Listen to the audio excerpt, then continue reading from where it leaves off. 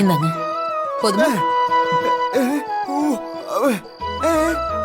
இருடா இருடா சொல்றேன்டா. முருகா, ஊரெல்லாம் தண்டூரா போட்டு கூப்பிட்டது நீதானே? உனக்கே தெரியலையா? சாப்பிடு சொல்லுவாங்க. உங்க எல்லாருக்கிட்டையும் ஒரு முக்கியமான விஷயம் சொல்லணும்.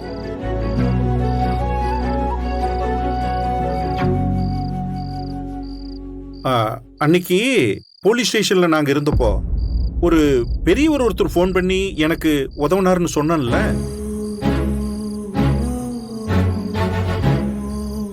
அதே மாதிரி நம்ம பத்திரத்தை மீட்டு நம்ம கொடுத்து அனுப்பிச்சார்ல, அந்த சாரும் போலீஸ் ஸ்டேஷன் பெரியவரும் ஒரே ஆள் தான். இப்படி நமக்கு உதவி செஞ்சது யார் தெரியுமா? வேற யாரு? நம்ம கேசவனோட மாமனார் தானே? இல்ல, நம்ம அஞ்சலிய பொண்ணு கேட்டு வந்தார மகேஷ் சந்திரன். ஆமா, அந்த தம்பி தான்.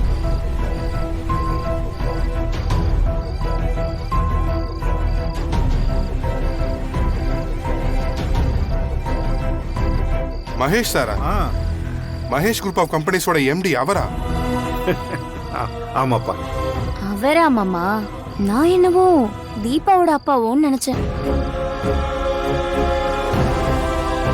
இப்ப என்ன, எங்க அப்பா ஹெல்ப் பண்ணலன்னு சொல்றீங்களா? நான் ஏதாவது ஹெல்ப் பண்ணா அத பாராட்டி யாரும் பேசவே மாட்டீங்க.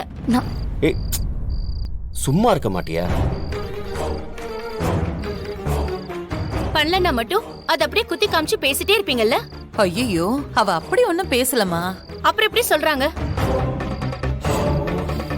எனக்கு தெரியும் அத்தை, நீங்க எப்பவுமே மூத்த மருமகளுக்கு தான் சப்போர்ட் பண்ணுவீங்க.